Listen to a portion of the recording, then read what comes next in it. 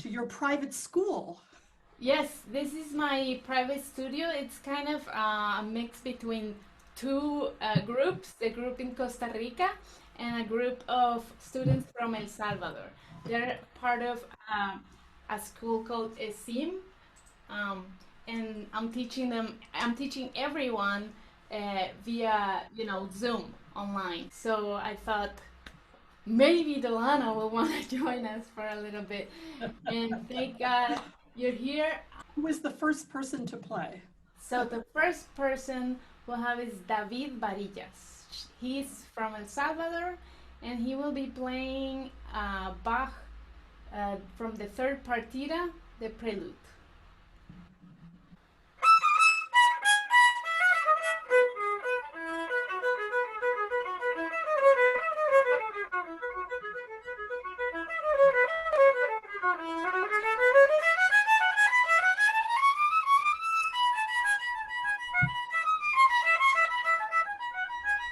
Mira quién está, mamá.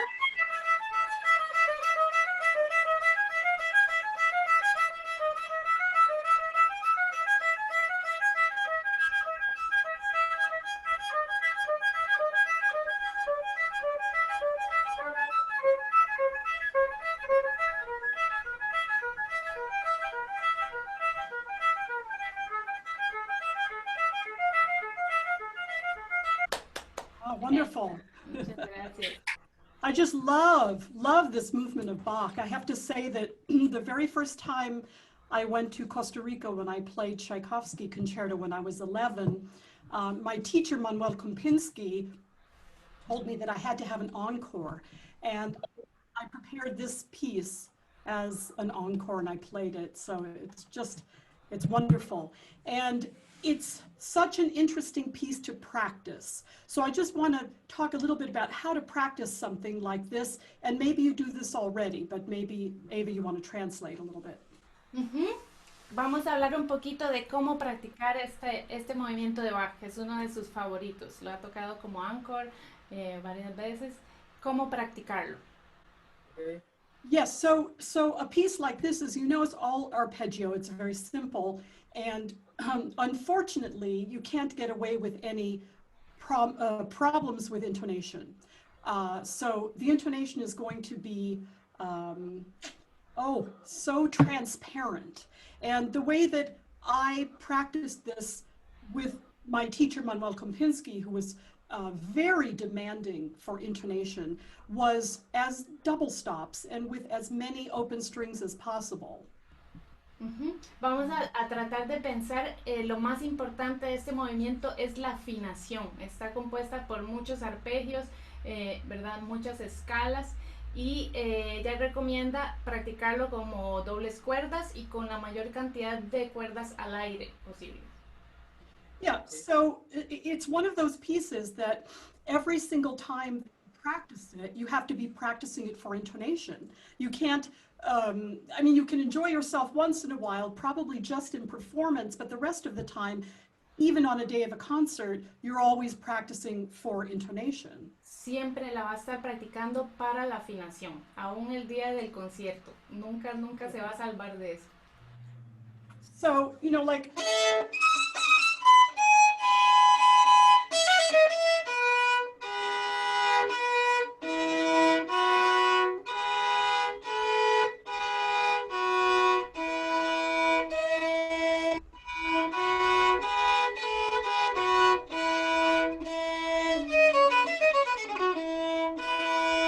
So everything that I can possibly do as a double stop, I will practice it as a double stop. Todo lo que sea posible tocarlo como doble cuerda, lo practicamos como doble cuerda. Now, if you can do it with an open string, it's even better. Si es con una cuerda al aire, mejor todavía. Okay. So is this a kind of practicing that you're used to doing? Te pregunta si así lo estás estudiando. Sí, algunas partes, sí, por ejemplo, el principio lo he estudiado con dobles cuerdas. Digamos, los primeros dos beginning. compases, Sí. el compás donde cambia de cuerda, también el compás 3, sí lo he revisado con dobles cuerdas, digamos con el si que está en la siguiente cuerda. So, Okay. So you are doing some practice with the double stops. That's great. So then the question becomes, are you really, really listening to the double stops and to the open strings and not leaving anything until it's incredibly in tune? Ujú. Entonces la pregunta, como ya estás trabajando con dobles cuerdas, la pregunta es si realmente estás escuchando el sonido de la doble cuerda y afinándolo bien y no dejarlo hasta que ya esté resonando la doble cuerda perfectamente afinado. So I will tell you a funny story. I've told this before, but it was very interesting to me. A couple of years ago, I found some old tapes in my basement, and one cassette was my very first lesson with Manuel Kompinski, and I was 7 years old. And I played for him some, fancy piece, I don't know. And then after that, he went to the piano and he played a G major chord. And he said, okay, now play a G major scale. And I was 7. So of course I started playing the scale very fast and very enthusiastically, and it was really out of tune. So he said, no, go back. And we spent 45 minutes on G major scale. And that was my first lesson with Manuel Kompinski. So this idea of intonation first. Uh-huh. La afinación es lo primero, ¿verdad? Está contando la historia de su primera clase con Manuel Kampinski, en la que tocó quién sabe qué pieza dificilísima, y después de la clase le dijo, tocó un sol mayor en el piano y le dijo, toque una escala de sol mayor, y estaba desafinado. Pasaron 40 minutos trabajando solo en afinación con Manuel Kampinski. Es lo más importante, la afinación. Yes, so for me, in my early years, the concentration was all about how to practice, intonation, and how to practice in a way that's really honest. But so one of the things that was really important for me to learn about practicing intonation honestly, and the word honestly is really important because oftentimes we'll practice and it'll sound pretty good, or we'll do it even, try to do it even better. And we'll do it better, and we might make it sound prettier and prettier, but what ends up happening is that we're actually retreating away from the real practice that needs to be done, which is the confrontation of intonation.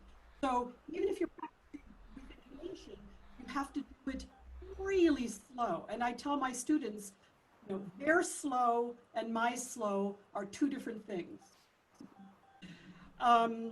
Great. Well, that's basically this Bach preludium. And then, of course, after that, when the intonation is very solid, you begin to put it together piece by piece, little bit at a time. So, shall we try moving on to somebody else and see if we can go on from there? Ok, vamos con Yogatan Madrid. Yogatan va a tocar, he's gonna play the first movement of Vivaldi's A minor concerto. Great.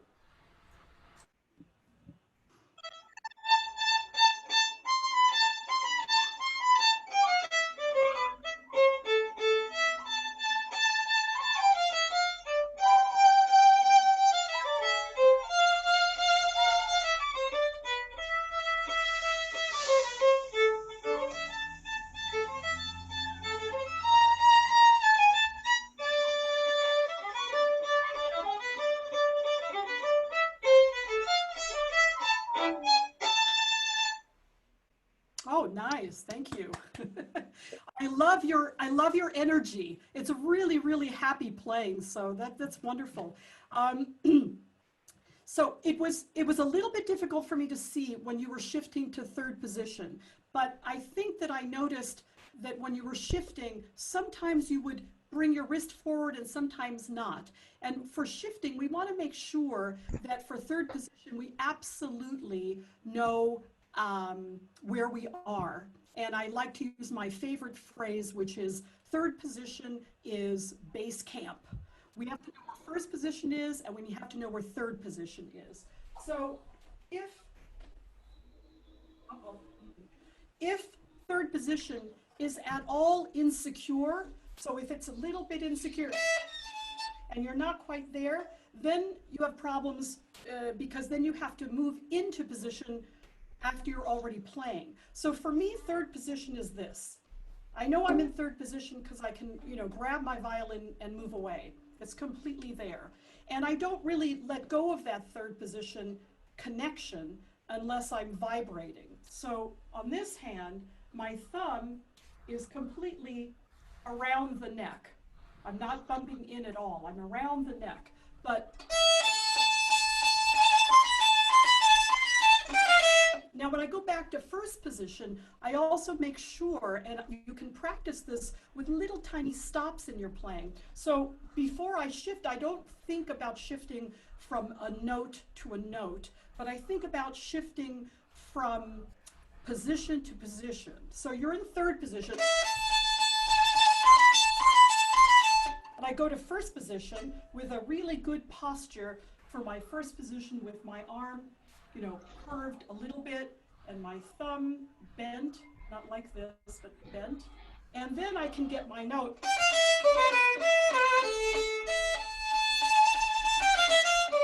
So I'm trying to remember where it goes.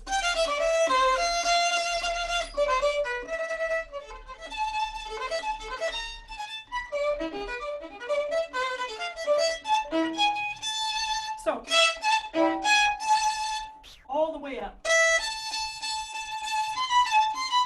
So if you have a real sense of where third position is all the time the same, and you actually kind of bump into the neck of your violin, then you will never have insecurity. And as I said, the way that you practice for that to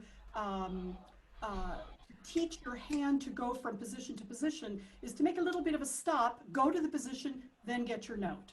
And then when you're shifting up, the same thing, you go up and then you find the note. A lot of times people are trying to shift, going to the finger and then following with the hand. And that's really going back to the idea of intonation is very insecure. It's not a great way to shift. So if that makes sense about shifting, I did really like your vibrato. I thought that your vibrato was very relaxed and your wrist was responsive.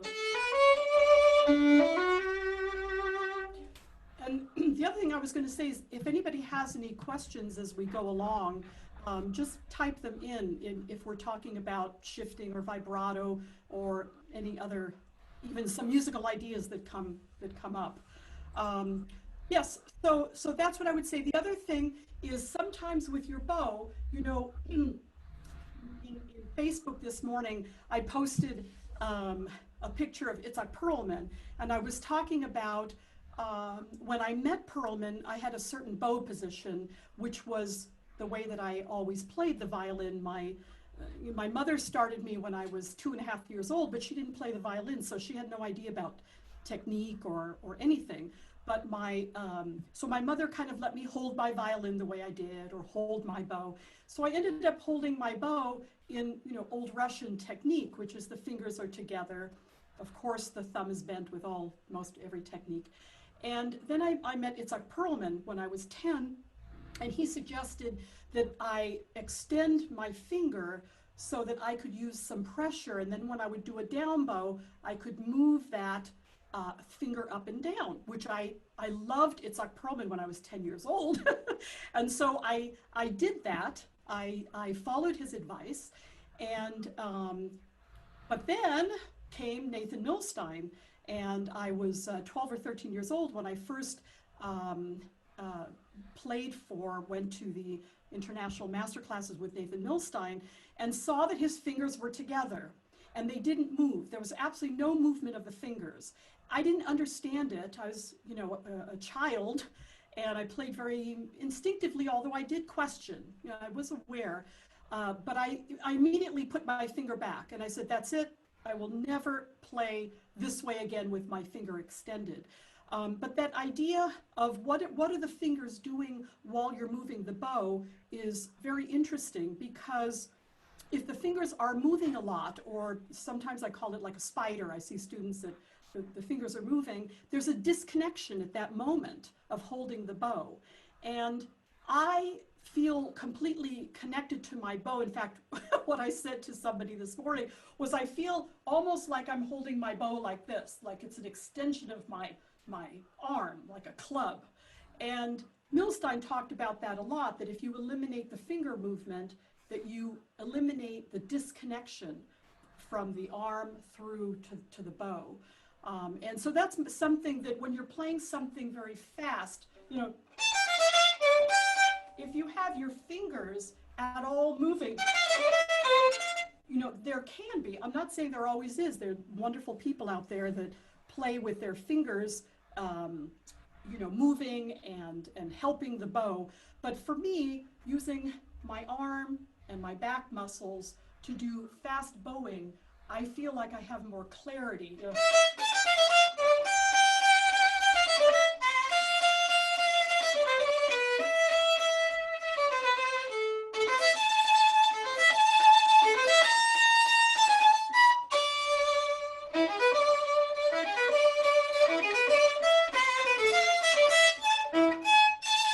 so I don't feel that my fingers have any flexibility. They don't have any flexibility. I've cut them off.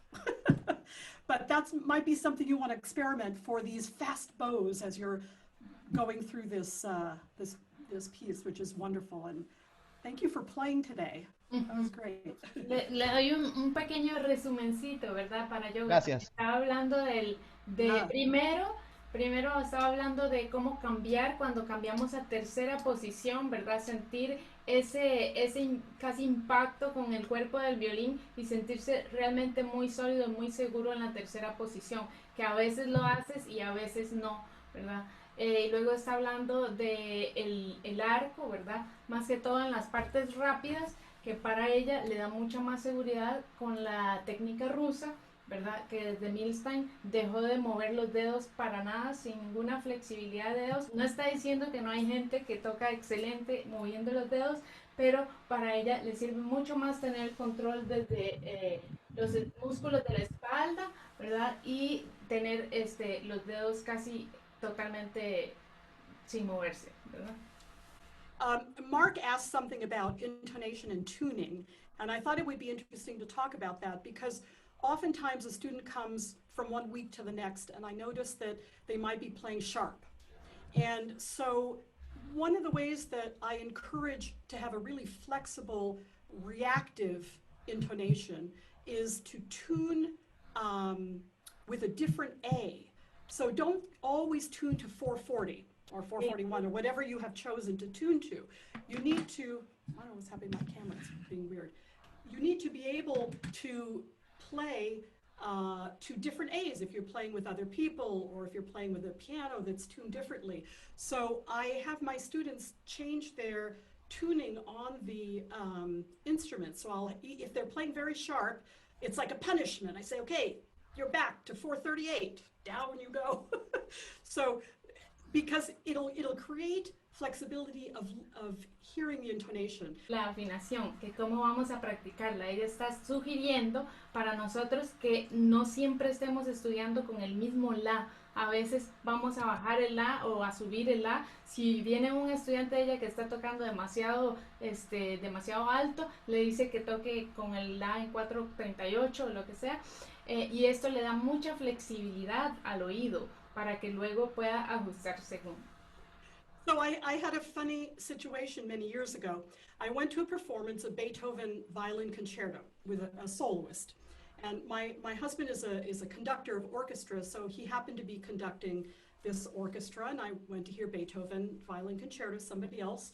And the intonation was absolutely terrible. It was so sour and uncomfortable. And afterwards, I went to my husband and I said, how could you survive listening to that intonation that was so bad? He says, oh, no, this is a very special soloist because they have perfect pitch. And I said, well, how did that perfect pitch help Beethoven concerto? Because it was a catastrophe intonation-wise. And he said, well, probably, you know, they're listening to all the different instruments in the orchestra, and, you know, one instrument's playing flat and one is playing sharp, and so they're trying to adjust to all the different instruments. I said, so in the end, what you're saying is perfect pitch is a catastrophe for a soloist because you really have to have relative intonation to adjust. I have to make it repeated.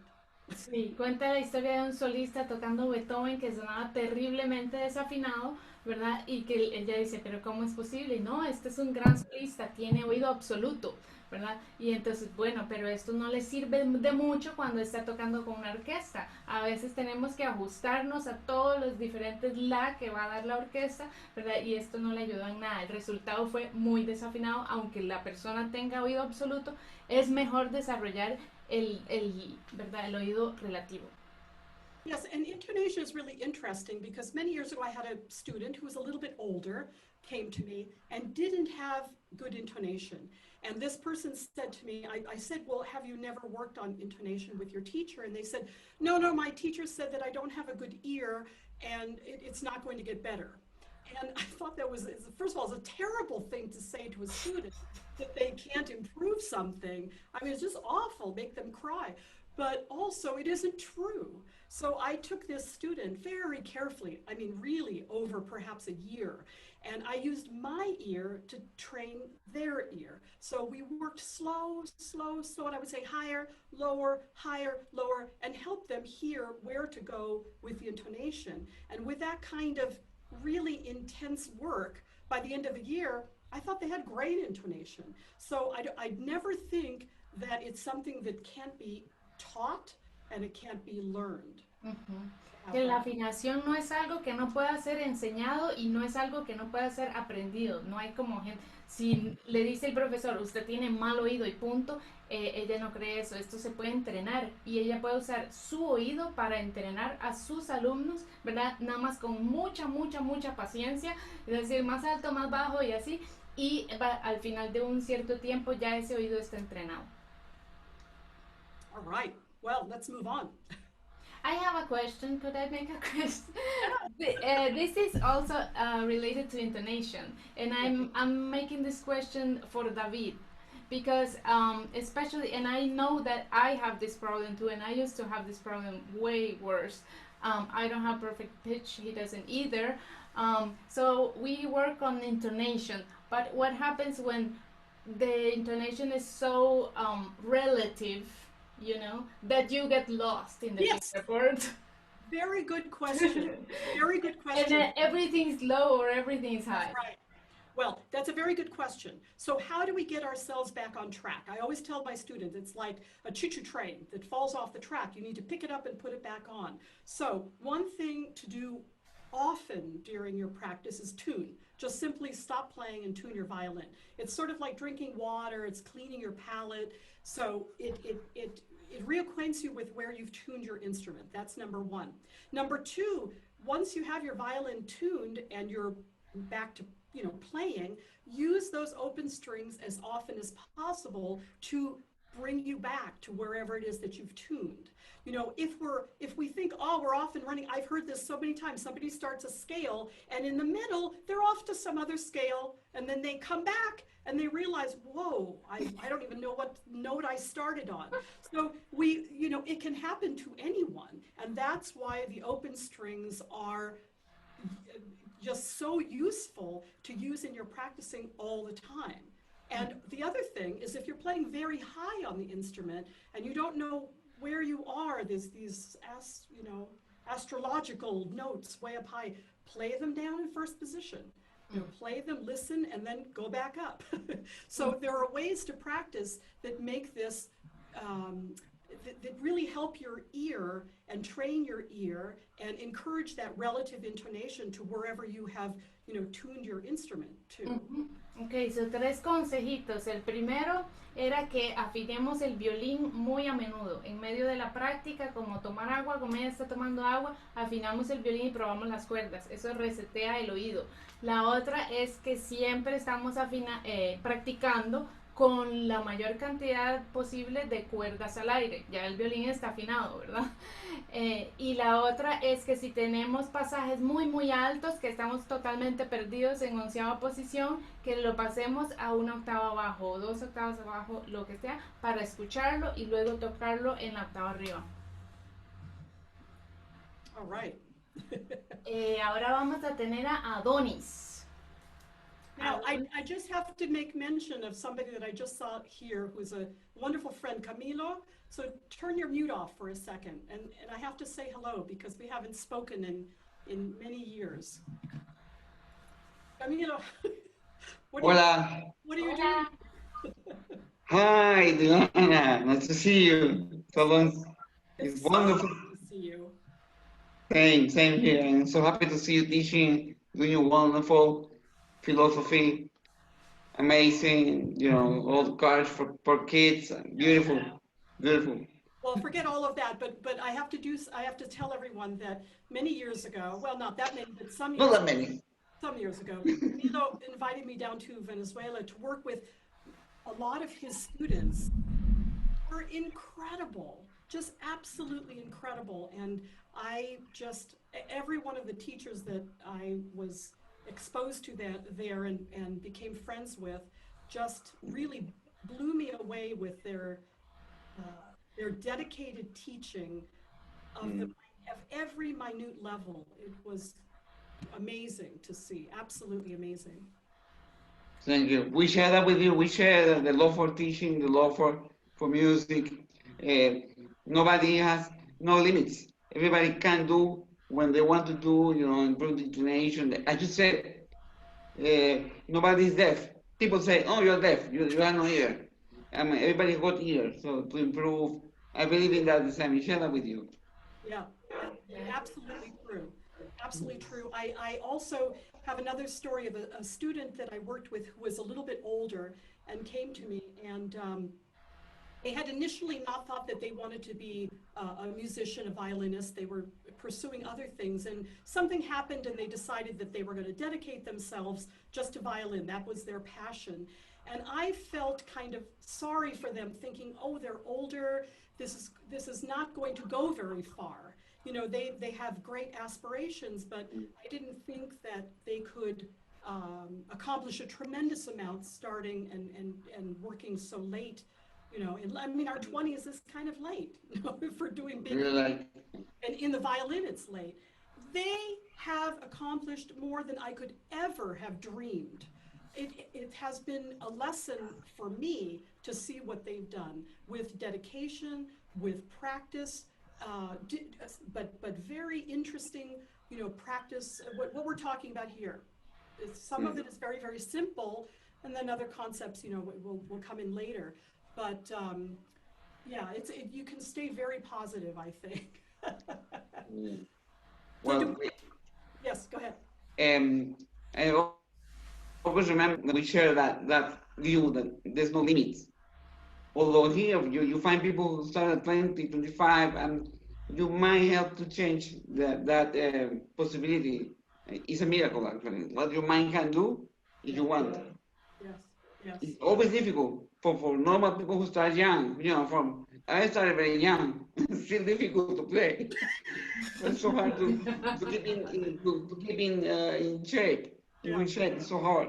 It's very hard to stay in shape. Oh, I find it difficult to stay in shape when I don't have performances. No, when I don't have performances, because as you know, when you practice in a room, when you then practice with a pianist preparing for a performance, that's the next level. And then when you get to the first rehearsal with an orchestra, takes you down 10 notches. You realize, oh boy, this is serious business.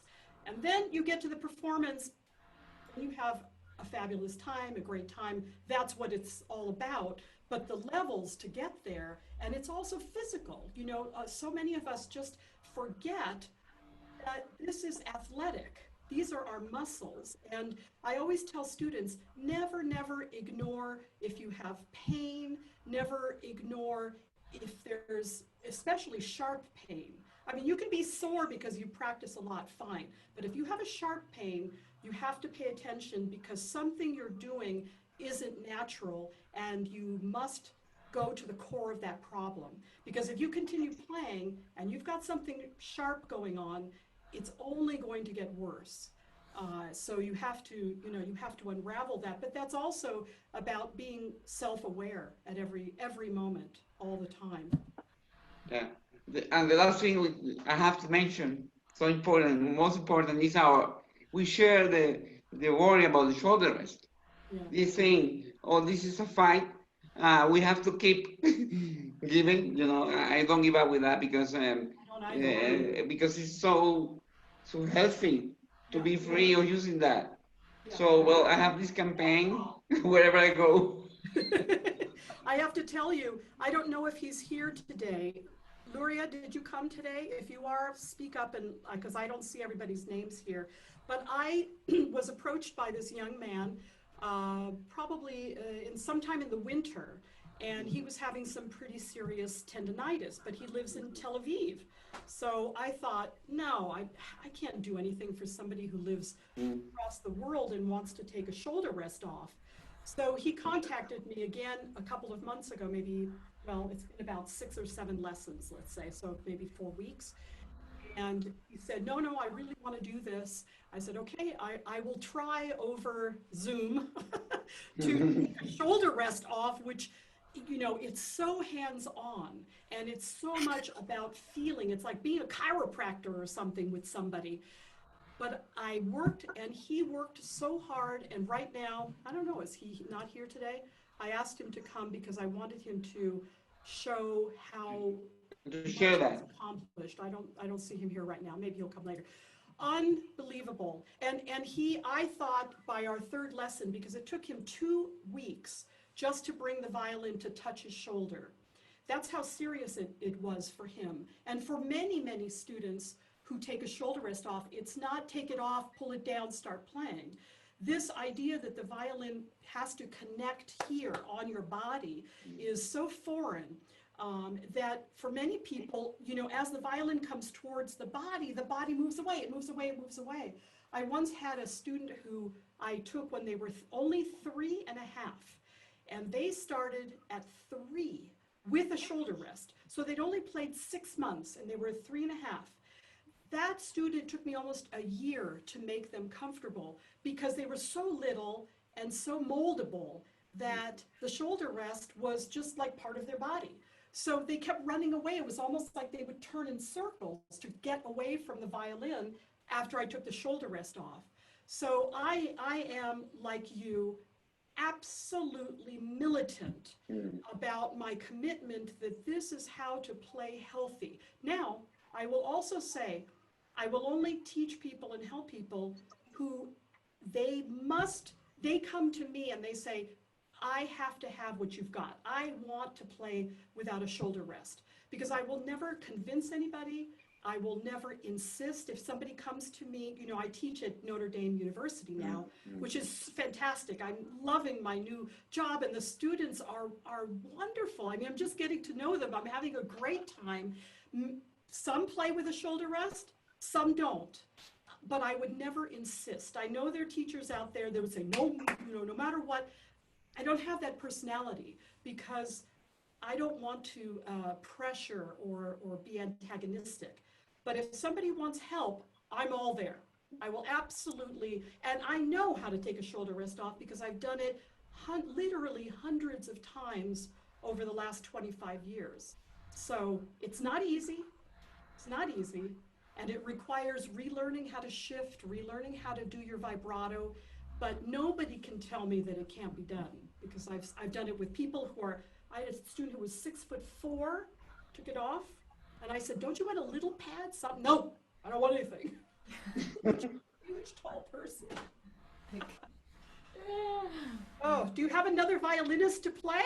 Yes, we Let's still do have, it. yeah, let's do Adonis Rosales va a tocar, he's playing Chrysler Preludio and Allegro. Well, only the Preludio. Now, I see, who is that? Yortan? Trying to take his shoulder rest off. Let me tell you something about taking a shoulder rest off. Many people come to me and they say, I tried to take my shoulder rest off and I couldn't play. And I say, well, of course not. How could you possibly play without a shoulder rest? You've never played without a shoulder rest, and you can't just take it off and think that you'll know what to do. you have to retrain your body how to move in this very natural kind of saggy way. I mean, you know, to hold the violin. You don't play with your shoulders back. You don't have a space here. You're not going around. So if you want to play around with the idea of taking a shoulder rest off, just remember that without really knowing what the end point is and what the end point should feel like, you might just be creating more problems because, again, without having the knowledge of what it is to play without a shoulder rest, you don't really know where you're going. So you'll feel lost. You'll feel like the violin or the viola is falling down, which it is, and you don't know what to do. So then you say, oh, well, I can't do it. I tried it and it didn't work for me. So, you know, really great guidance is what you, you know, guidance is really important. Some people, I don't know, maybe they can do it on their own, but there was one teacher that I knew of, a Russian teacher, who forced all his students to take the shoulder rest off, period, off. But he didn't say anything about how to play. And I worked with some of those students later, and they had neck pain, and it's like, I don't know how to shift, and they had no idea what they were, you know, what they were doing. Okay, now to Chrysler, right? Adonis. Yeah.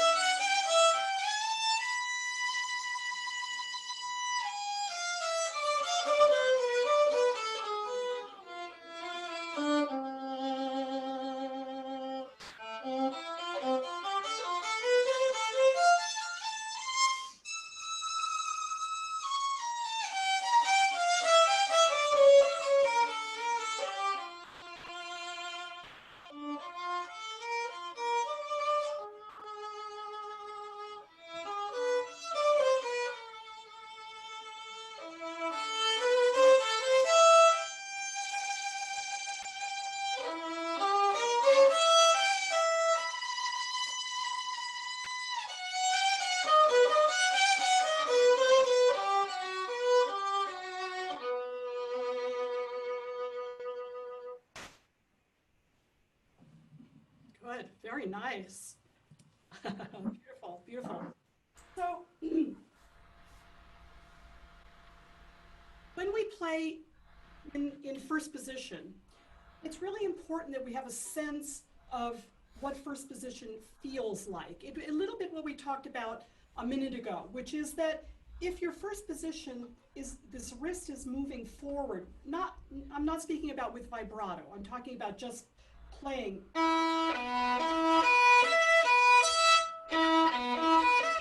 So I have the feeling that my hand tries to stay very open, which I liked that you did that, but you're tending to try to play on the tips of your fingers.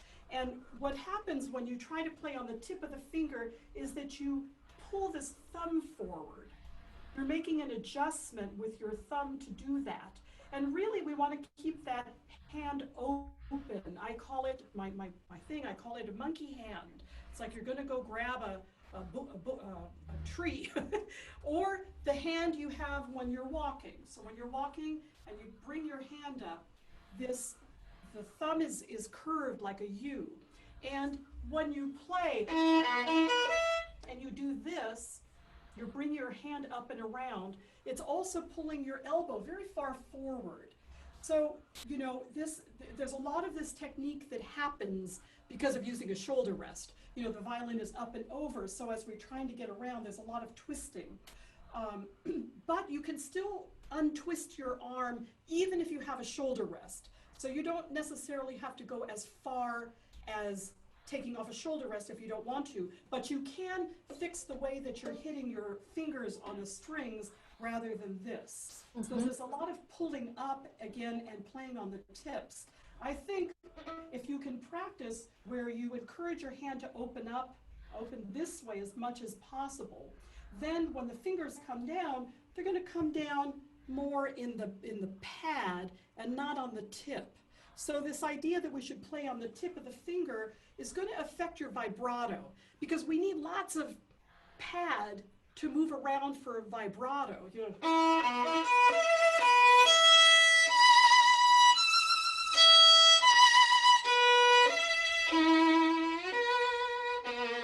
But if I'm here, then I have just a little tiny top of my finger to work with for the vibrato.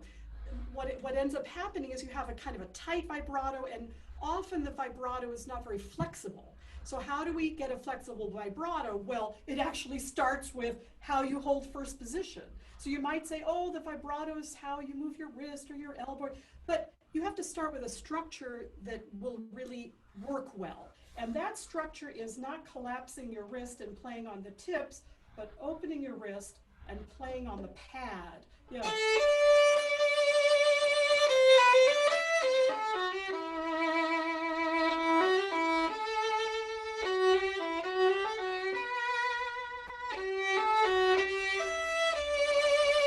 So I have plenty of pad.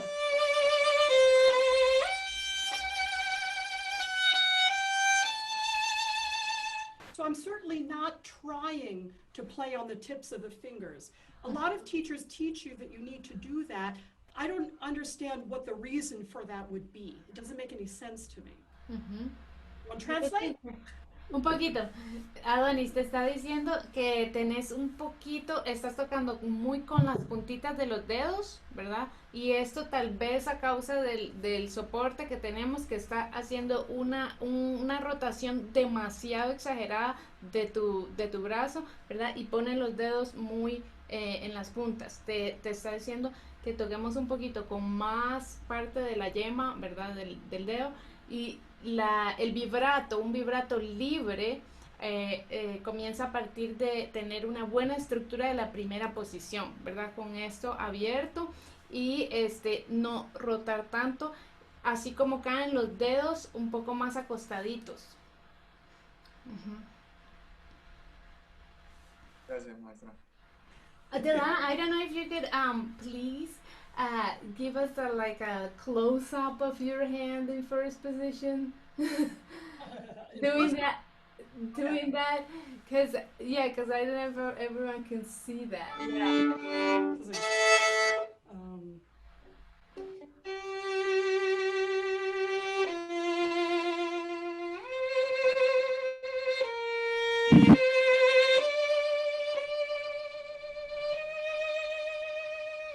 Como que usa más la parte de las yemitas.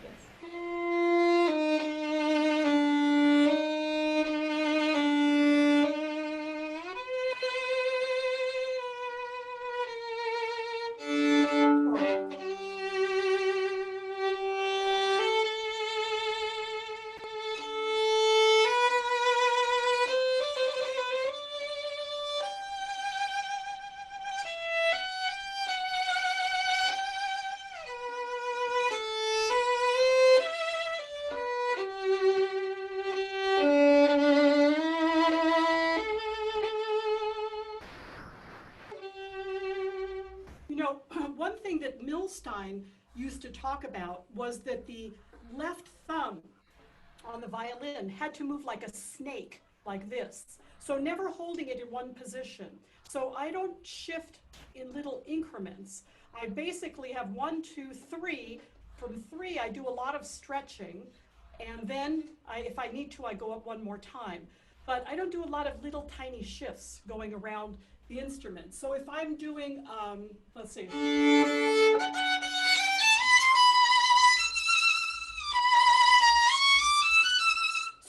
of this, I can be in one position.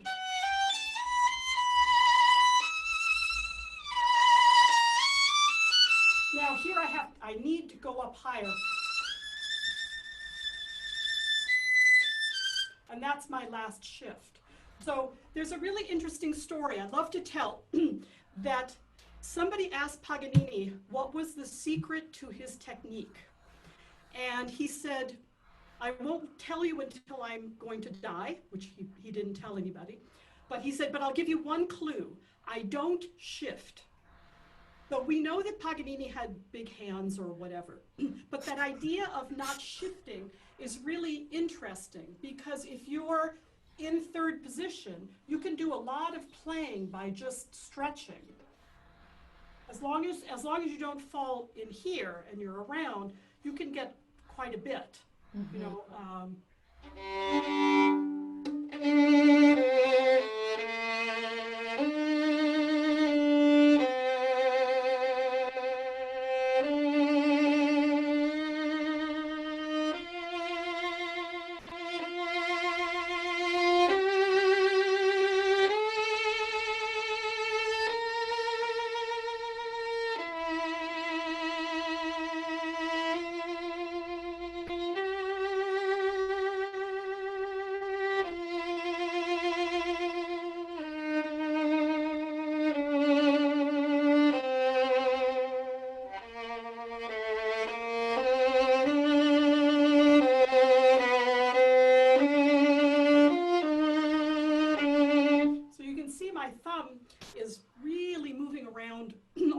Not just for vibrato, but also it's leading my shifting.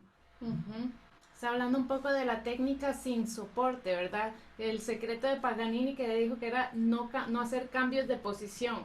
En el caso de ella se ve que hace 2 cambios hasta tercera y luego las demás posiciones las estamos alcanzando estirando los dedos. Y si necesita una más, puede hacer un cambio más. Pero súper interesante, bellísimo.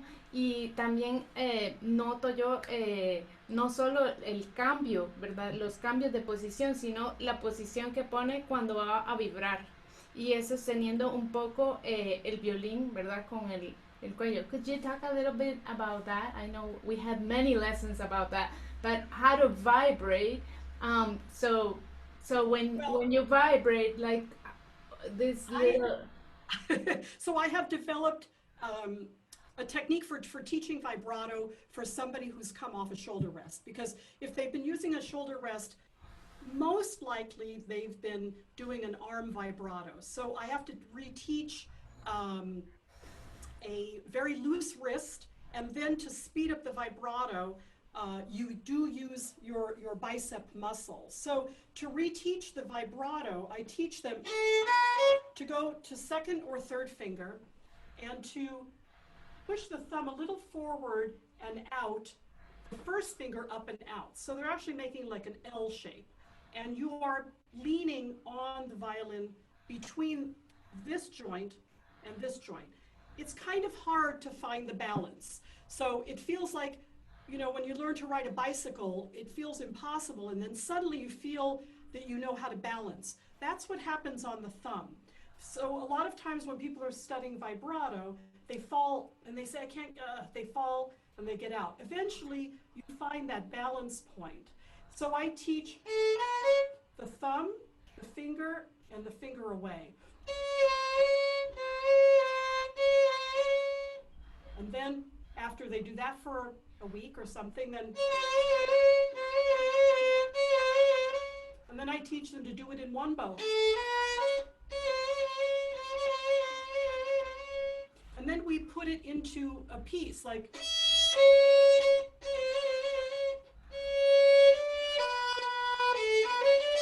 or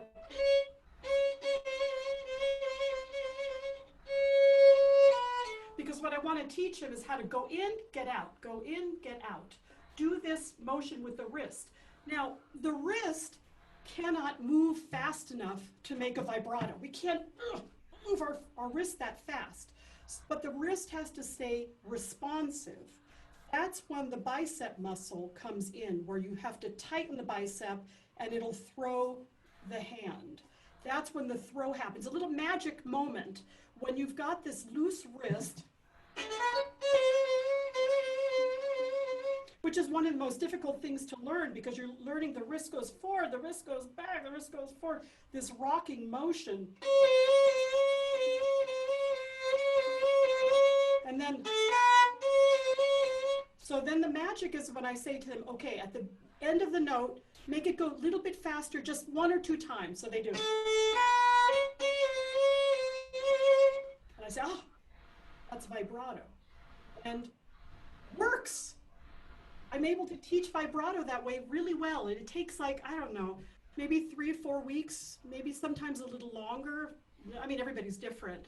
But you have to train this wrist, you have to train that wrist to be responsive and loose and not to tighten, because what we want is that vibrato.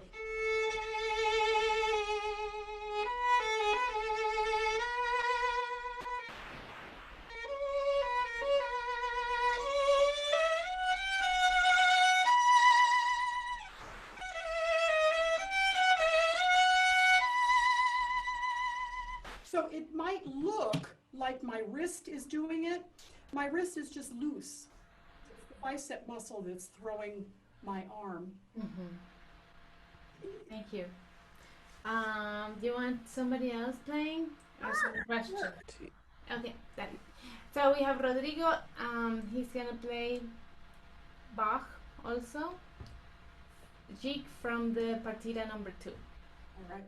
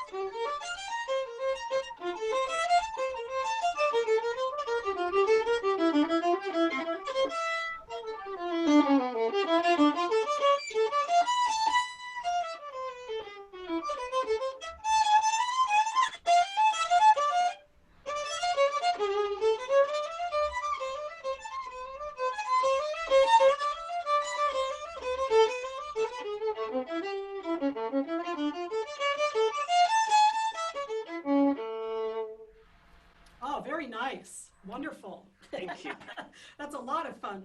So in this kind of Bach, in this kind of solo Bach, bow control, there you go, bow control and rhythmic control is going to be how you're going to have coordination. There are a lot of parts you're getting a little uncoordinated with the bow. So you could say, oh, well, just use more bow. I don't think just using more bow is the answer.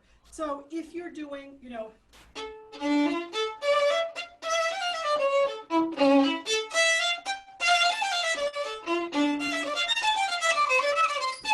you might end up still being uncoordinated. So one of the ways that you practice to develop your string coordination, I mean bow and finger coordination, is with accents.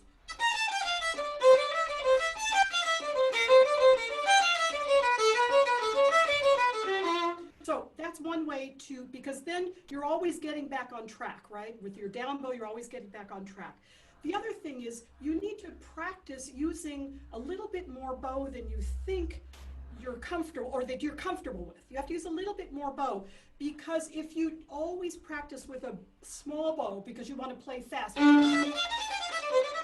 you get into a performance, you're lost. You don't have the strength in that moment to start using more bow and to get more into the string.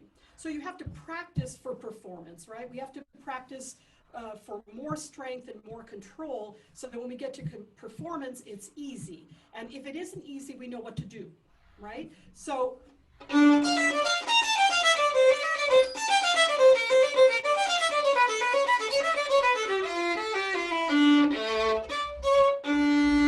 So the beginning, if you play too small, first of all, it's going to make you feel nervous, and it's going to make you feel out of control. And that's a very scary place to be standing in a performance. You feel on edge, right? So you don't want to feel that. You want to practice for security. So practicing means, how am I going to be as secure as possible with my mostly the coordination, again, with the bow. So you're going to have to practice a little bit under tempo and stronger with the bow. You're very much floating on top of the bow. And I could, and I would blame it on your shoulder rest and your high violin and the high bow, because if the violin is too high, how do we get a weight on the string if it's so high? Because we're not able to use our arm weight downward. The lower the violin is and the lower the bow is, the more we have weight. If we lift up, well, how are we going to have weight up here?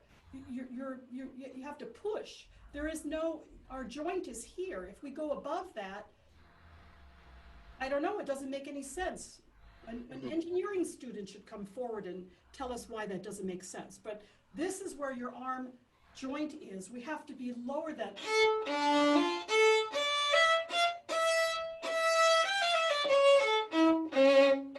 Even on G string, if the G string is up here, it makes like a little bit of a hissy sound, you know? So,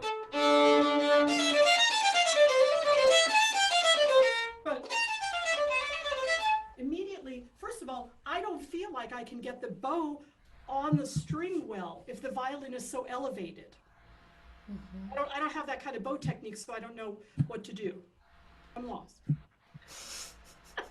Okay. Yes.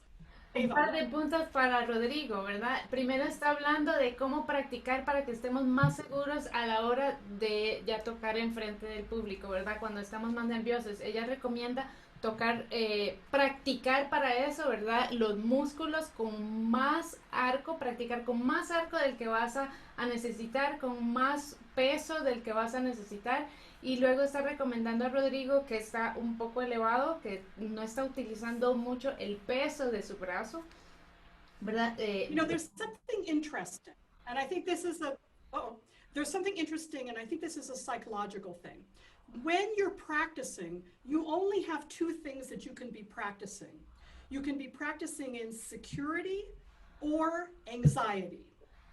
So anxiety and fear, I'll put those together. If you play a note in your practice that isn't absolutely comfortable and strong and in tune and everything, then if you don't stop with that note, and you go on, you've now practiced in anxiety. Because that note, you told your brain it's okay to feel insecure. I don't like to feel insecure, and I don't want to tell myself it's okay.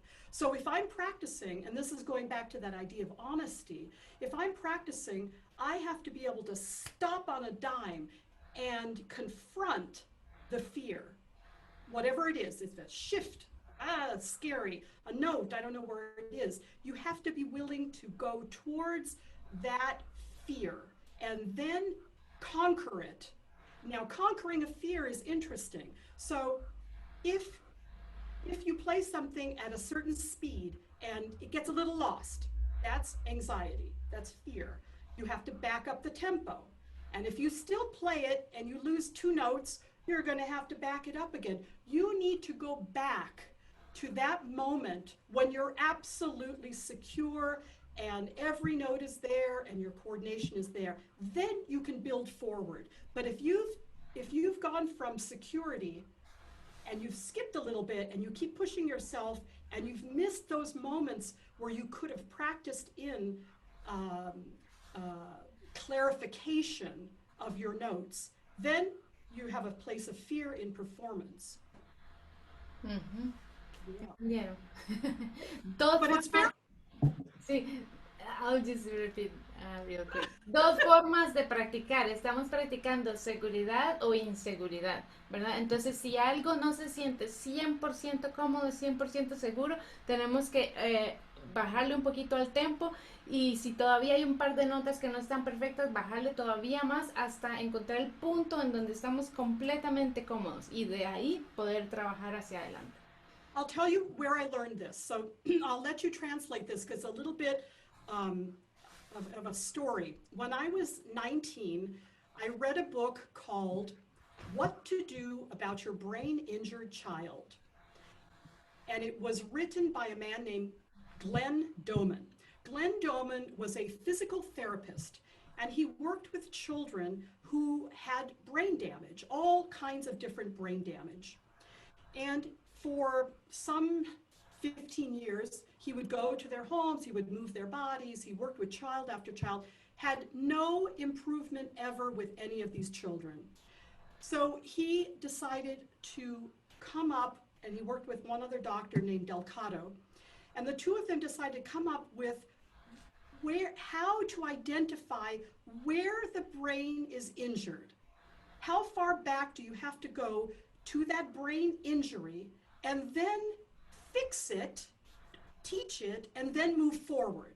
So one of his examples was this: a little girl that was about 3.5 years old, and she was unable to move, was unable to swallow, and was so brain damaged that she didn't even have a reflex in her eye with light. That's how damaged her brain was. So what he did was he had a system to look at all the different ways that people move their bodies, their language, and he went back to that moment and said, this is how far back we have to go with her. We have to go to the reflex in the eye. So he had her mother and various volunteers go into a dark closet with a flashlight and turn the flashlight on and off, all waking hours of the day, except when she was eating or sleeping. It took approximately 4 months, but she developed the eye reflex because the brain had to be taught. The brain had an injury in that point. Eventually, this child moved on to walk and talk because they had to go back to the moment of the break. And I learned so much from that in violin playing and with working with students, is that you can't just go back a little bit or go back a little bit. You have to be, again, I keep using that word honest, you have to be willing to confront where the insecurity started. Where is it? How far back? Some people, they'll practice a little bit slow and they'll go through something 2 times and then they move on. I did my practice, I'll do more tomorrow. But that's not going to change. And I'm talking about real change. That was my story. Wow. What was the book called? It's called What to Do About Your Brain Injured Child. And I have no idea. Well, my parents were very interested in brain development and children. So I grew up with a constant conversation about child development, brain development, and of course the arts. So I don't know, I was probably at an airport traveling and saw the book and picked it up. Wow. But it changed the way I see. Do you want me to translate that? I'll try. All right, go ahead. Be my guest. Okay, la historia de este libro, ¿verdad? De un doctor que trabajaba con niños con problemas cerebrales, ¿verdad? Dañados, tenían daños cerebrales y no podían hacer actividades básicas, ¿verdad? Entonces, después de tener mucho tiempo de no tener éxito, ¿verdad? El doctor se le ocurrió investigar como de cuál sería la causa, ¿verdad? La raíz del problema, y tenían que ir a cosas muy, muy básicas. Ella no podía hablar, no podía tragar y cosas muy básicas, hasta que se dieron cuenta que no tenía tampoco el reflejo de los ojos, ¿verdad? Entonces, pues empezaron a tratar de entrenar el reflejo de los ojos, que es algo muy básico en los cerebros, ¿verdad? Y tomó 4 meses de que los doctores estén haciendo con una linterna en los ojos a la niña a todas horas, menos cuando dormía y cuando comía. y en 4 meses se le reactivó el reflejo del ojo y que después de eso ya otras cosas evolucionaron y ahora habla y camina, ¿verdad? Entonces ella dice, para comenzar, para hacer cualquier tipo de ¿verdad? Mejora, tenemos que encontrar el problema de raíz, el miedo de raíz, ¿verdad? Questions or I see Yeah, that we have some questions here about shoulder rest. What do you think about shoulder rest for violists? Is it the same? I would say I have two of my best friends are violists, and neither of them use a shoulder rest, but both of them did in their professional violists. And I would say that for viola, it's even more critical to take the shoulder rest off. You have a bigger instrument. You have more distance in the arm.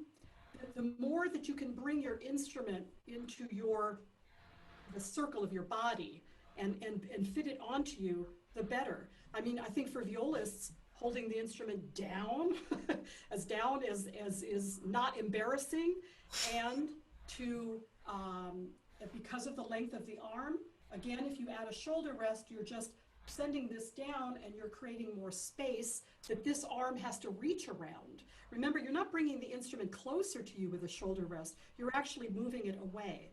And the other problem with a shoulder rest, and I've talked about this, is that if you're using a sponge or something soft, fine, that I'm not speaking of those. I'm speaking of shoulder rests that have some type of a curve to them. And very often you'll even see a piece of wood that's curved. So if you have a curved, shaped shoulder rest that is like this, it puts your violin where it puts your violin. And then you're stuck there. So I say to a student with a shoulder rest, put your violin down, and they do this. And I say, well, bring your violin forward, or viola, they do this. I say, well, you're doing it all from your waist. So you're basically in a body cast. You have immobilized your shoulder, your chin. Maybe you can turn this way, that's good. But essentially the instrument on you, because it is your body with the shape, you can't move it. You have no independence whatsoever, or you have no even minute flexibility.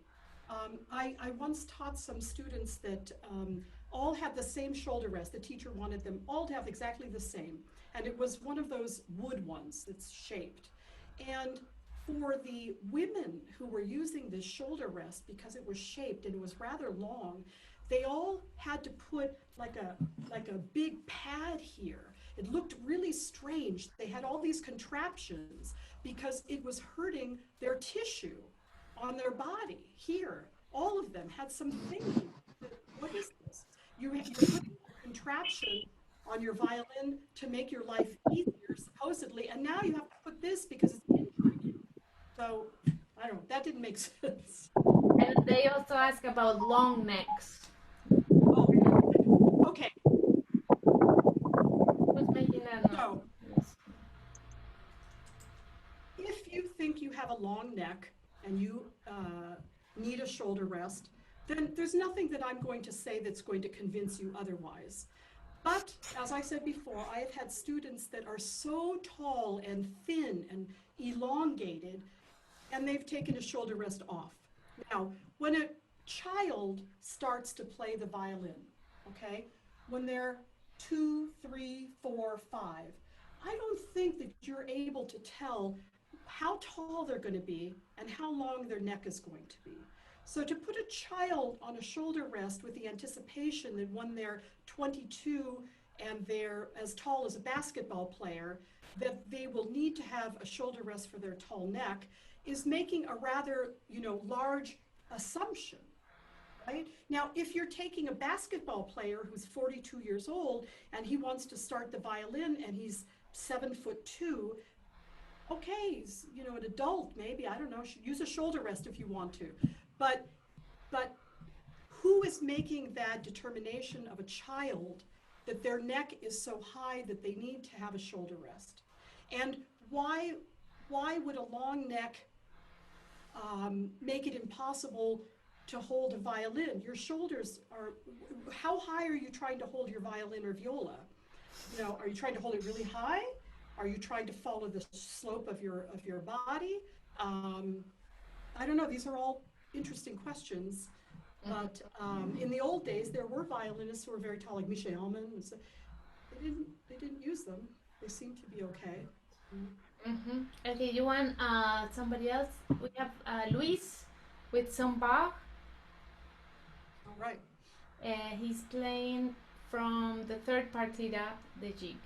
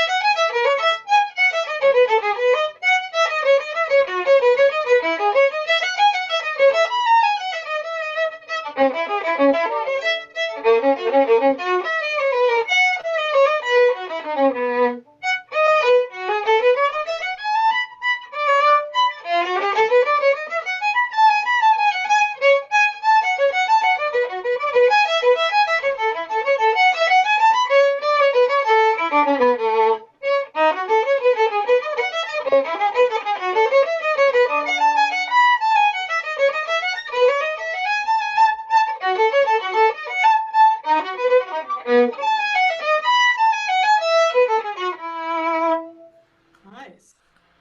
Very good. Oh, I just lost him. He went away. Shoot. Yeah.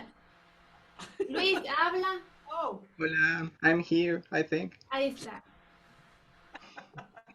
I'm sorry. I'm going to make you very large. Yeah. There. Yeah. Okay. Very nice. Very beautiful. Very nice style. And the tempo was great. And it was very upbeat. I like that. So obviously, you want to have an idea of the style that you're going to play, right? So we have an idea, and it's very interesting working with students who have a very specific conception of the style that they want to portray in their Bach.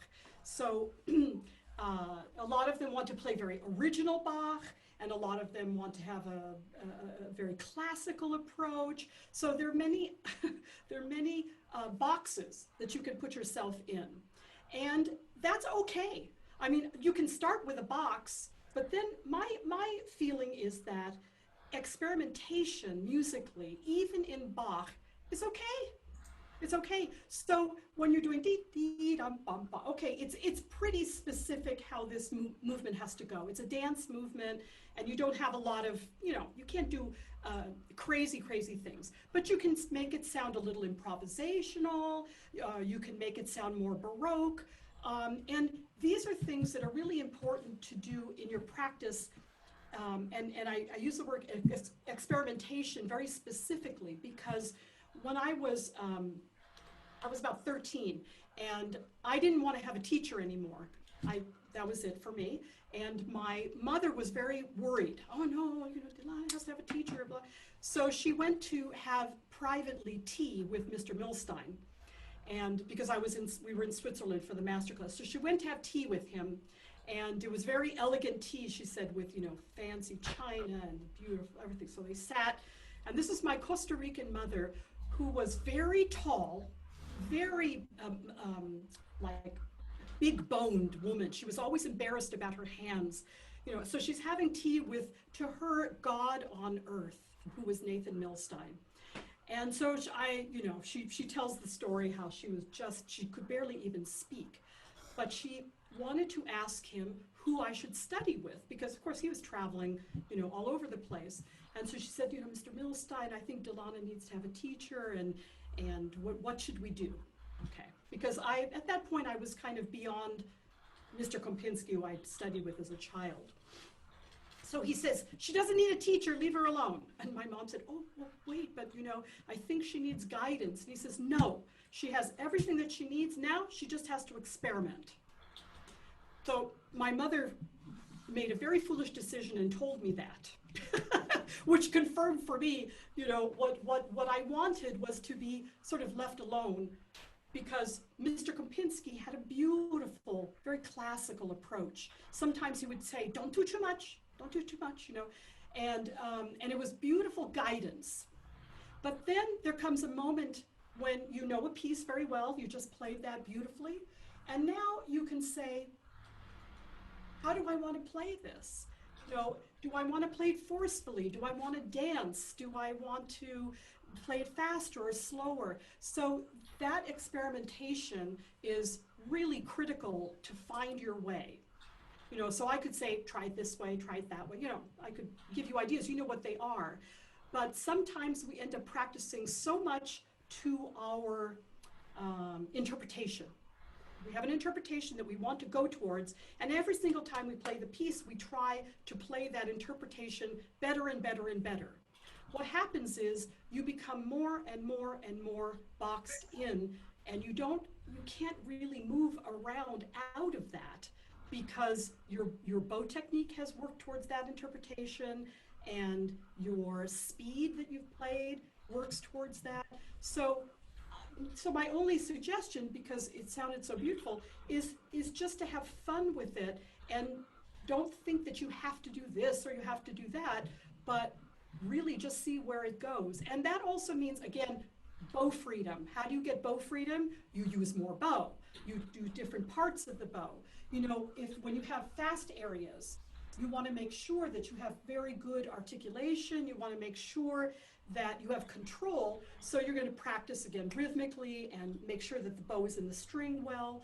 But I really think that this idea of experimentation is not encouraged enough. You know, sometimes I hear teachers say, no, don't do that, don't do that, don't do that, you know, and it's a lot of steering towards a very acceptable interpretation of something, and especially with Bach.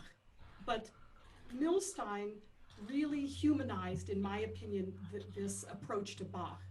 Very, very, you know, human. There's a gorgeous recording that I had never heard on YouTube of Milstein playing I think it's two sonatas and one partita from 1957 live in Salzburg. And you all should listen to it because it's unbelievable. And what's unbelievable is that his fingerings and bowings are different from his recordings. I don't even understand that. It's beyond my capability of understanding. Ava. All right, we have Thais Pardo playing some Mozart 4. Luis, ¿querías decir algo? Dime. Luis. No, solo gracias. Thank you. Thais is ready with her Mozart 5. Mozart 4. Sorry. 5. Oh, 4. Okay. Dime.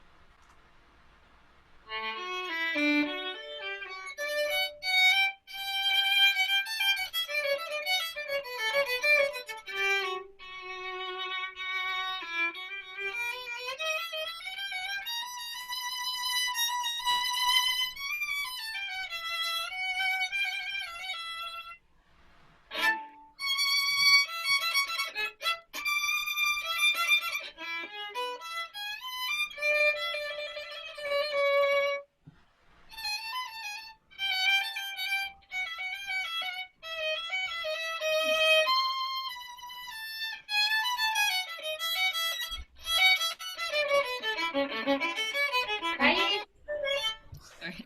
Oh. I wasn't gonna go on, but No. sorry.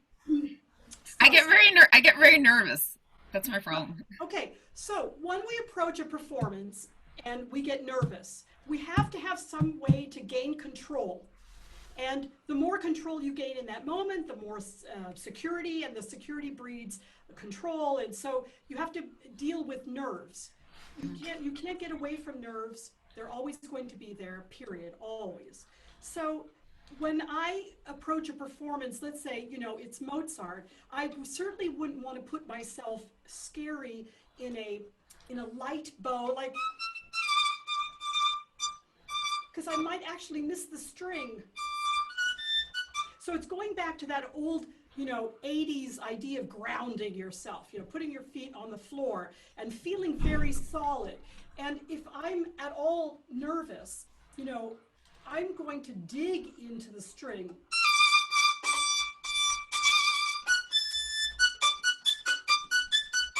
So I would have practiced that way. Again, if you practice with a pretty Mozart approach, which is very light, and the bow is light, and you're lifting and hitting like this, it's really scary to translate that into a performance and feel secure. If I,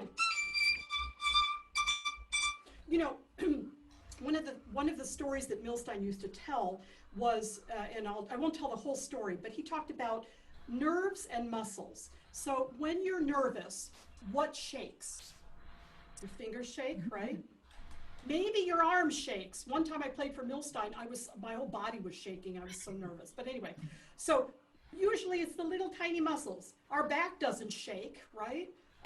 Usually our thigh muscles don't shake. It's the little muscles that are difficult to control with nerves, right? Because so that's why, first of all, that's why I eliminate my small muscles in my bow hold, because if I was doing this, I would have a lot to control with those little muscles. But I would come down heavy.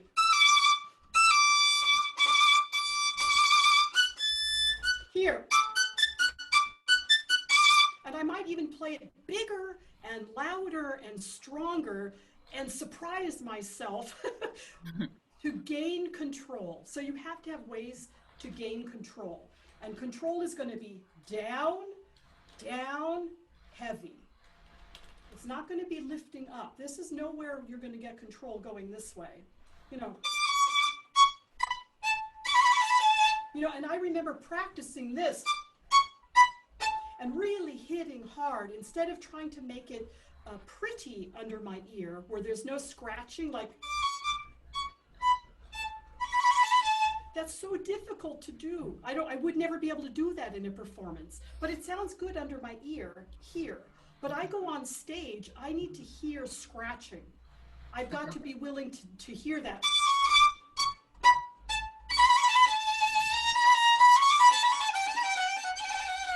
Here. Okay. It's just too small to have control. You know?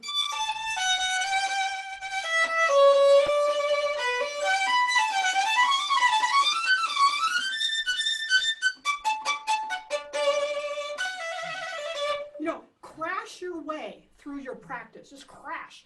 You've got to get used to using, I'm sweating, you have to get used to sweating. You have to get used to using your bow. Be willing to hear, because then if you want to back off a little bit, fine. But you can't go the other way easily in a performance. You can't go from a pretty room performance of Mozart to a performance where, all of us are listening and feeling nervous and feeling like you have control and, gusto. You have to play Mozart with gusto. Okay. You know what? I could translate what you said because I'm a professional interpreter. That's what I do. Aquí lo estoy escribiendo ya, tranqui. Okay. Bueno, ok, no, era para decir que para controlar los nervios usar más arco, porque pero cuando practica, eso es lo que... Y peso, sí. Y peso, sí. Okay. Thank you. Great. ¿Quién falta? It's very important. I'll tell you what. I'll tell you a funny story. But if any of you heard this, just pretend it's new for you. So, many years ago, I was going to play in Carnegie Hall, and I hadn't played in Carnegie Hall in many years. So about 3 months before the concert, I started thinking, especially like when I was going to sleep at night, walking on stage, and my stomach would go bleh, like that, nerves. And then the next night, I would think it again, and then I would be driving to go to the market, and I'd think, oh, I'm on a collision course with Carnegie Hall, and my stomach would... I made myself for 3 months so nervous that when I got to Carnegie Hall, I felt nervous. It's like, whatever, I know this feeling, you know, go play. I was nervous. I was really nervous, but it was familiar to me because I'd been nervous for 3 months. So a few years, well, more than a few years ago, I was going to do a triathlon. And part of the triathlon was swimming in a lake. Okay, fine. Now, I went to a couple of lakes and I swam along the edge and I mentally prepared. I said, this is Carnegie Hall for you, right? So I said, the water in the lake is going to be very cold. So I prepared for that. It's going to be really mushy and there's going to be, you know, rocks. I mentally prepared for that. What else did I prepare for? Mostly the cold and the rocks. I forgot to prepare for the Loch Ness Monster that I thought was in the bottom of the lake because it didn't occur to me.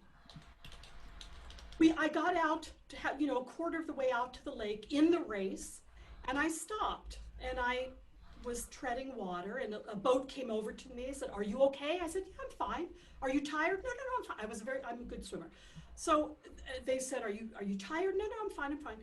And so I said, I'll swim some more. So I swam some more. I got to the next, you know, halfway to the lake, you know, and I stopped again and a boat came over and he said, "Are you okay?" I said, "No." And he says, "What's wrong? Are you tired?" "Nope." I said, "I need to get my feet out of this lake right now because something is going to eat them." And the guy laughed at me and I said, "No, I'm serious. I need to get out now because I'm going to be eaten." And I had to leave the race. It was very sad. I cried all day. I was hysterical all day because I'd worked for months and much for this triathlon, but I forgot to prepare for that fear. Yeah. Okay. Thank you. I'm trying to write this. Want to translate that? My Loch Ness Monster? Well, I just kind of wrote it, so yeah. Básicamente está hablando de que a todos nos podemos preparar mentalmente, ¿verdad? Entonces, si tenía un recital que dar en Carnegie Hall, había experimentado tantos nervios todos los días que se le revolvía el estómago que al llegar a Carnegie Hall ya estaba acostumbrado. Entonces, los nervios no se van, solo hay que acostumbrarse a ellos. Pero en este caso de la triatlón, se le olvidó prepararse para el miedo que tenía el monstruo del lago Ness. Que entonces cuando llegó ahí le dio como un ataque de pánico porque no se había preparado mentalmente para tener ese miedo. Se había preparado para el miedo a las rocas, para el agua, para de verdad la temperatura y todo esto. Pero entonces hay que preparar para todo. Well, that may be all the time that we have, Ava. All right. Wait, can we do one more? Just okay. Pablo has 2 minutes. Quick. Who's playing? Pablo. Okay. Hey, just 2 minutes. No, okay. Thank you so much. This has been so great, everybody. I know I'm seeing everybody really, really focused. So it's helping everyone. Thank you so much. Okay, Pablo, I'm going to make you big. Hola. Okay.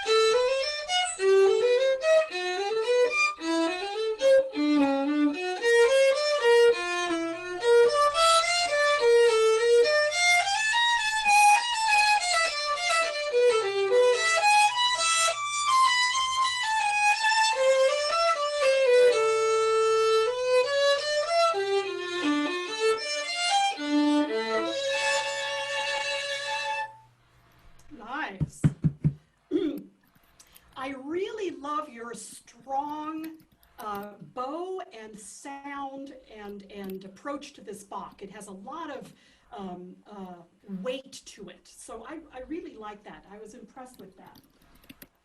One thing, you know, when you're practicing a piece like this Bach, which is very, very even, it's great to do in a performance whatever you want to do. That's fine. But you have to be careful that when you practice in such a way that you're not practicing in sort of rhythmic inconsistencies. So if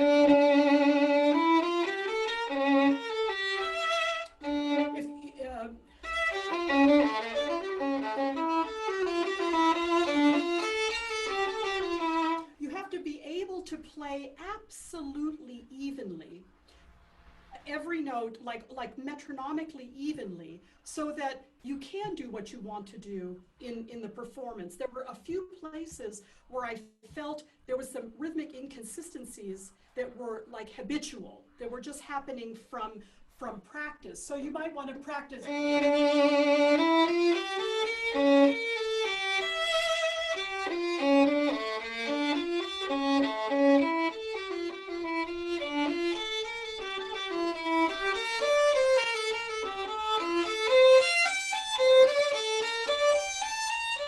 So you make sure that your bow knows how to play evenly.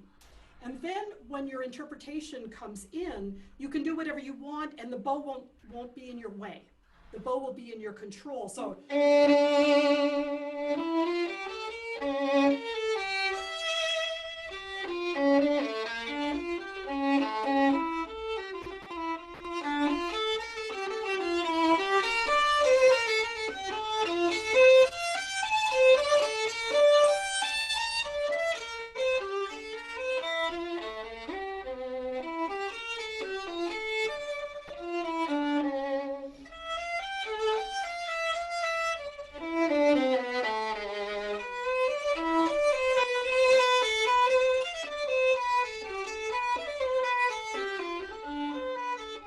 whatever you want to do in that moment, you can begin to do it. But it felt a little bit like, as I said, the bowing had become a little bit habitually, the rhythm had been, you were rushing some notes like da da da da da, da da da da, ba ba ba ba ba. You know, even them out, practice evenly, and then you can have fun. You can always have fun, you know, later. Sometimes you can't have fun while you're practicing. You have to practice, you know, I always say you practice for technical freedom, because musically it should be all here. My husband told me, my husband's also a cellist, and he had some lessons with Janos Starker, and Starker said that he didn't teach anybody music. He only taught them how to play the cello. The music has to come from you. So what I like to say is, I like to help people practice for technical freedom so that whatever you want to do, you can do it. And then if you don't know what you want to do, that's where experimentation comes, so that you find your way. But you have to have technical freedom. Technical freedom means careful, clean, honest practice. Yeah. And that's it. Thank you. Thank you so much. Thank you. It's been really, really, really great for my students. Thank you, everybody, for playing. Thank you, Dylana, for sharing everything. I think with these few examples, we've covered a lot of territory for violin technique. We have just two little questions. What age do you think it's appropriate to start a violinist? As young as possible. Go ahead. As young as possible. I'm about to start my granddaughter. We just got her a violin, and she's 2 years and 7 months. So as young as possible. Wow. And one advice for martelé that you would give us? I don't know what martelé is. I saw that question. What is martelé? It's like the stopping, dum bum bum bum, the, you know, like staccato? Sure. That? Is that Sure. martelé? I have no idea what There's so many concepts. I'm not sure what martelé is. Did I do any today? No? This is his question. Camilos, I see you. You said no. I don't know what it is. Okay, I have to have a lesson with Camilo. He'll tell me what Guillermo. to play. And then I will know how to do it, because maybe I don't even know how to do it. Yeah, it's just these concepts of the bow strokes get all mixed up, you know. For some Well, you know people, what? Martelli. I'll tell you what Milstein always said with the bow. You go up, you come down. That's about it. That's about it. You might stop or not stop. Great. Well, thank you so much, Dylana. Thank you all for being here. Thank you all. Yeah, I think this was Great. awesome. Thank you, everybody. Gracias a todos los que se unieron. Un aplauso para Dylana. No sé si pueden ponerse en video por lo menos un segundo para tomarles una fotica. ¿Verdad? Y darle un aplausito a Dylana. Yo, por mi parte, muy encantada de tenerla aquí. Y esperamos que no sea la última vez. Y los invito a todos también a que sigan el canal de Dylana Jenson en YouTube, a todos a que la sigan en Instagram. Ella ahora está muy activa con esto nuevo de la Universidad de Notre Dame. Tiene la Dylana Jenson Workshop en Facebook. Y si quieren seguir viendo estas clases, esta es la clase normal para E.T.violin Studios. Nosotros, this is our studio class. So how lucky are we? So, para todos nosotros, muchas gracias, Dylana. Saludos.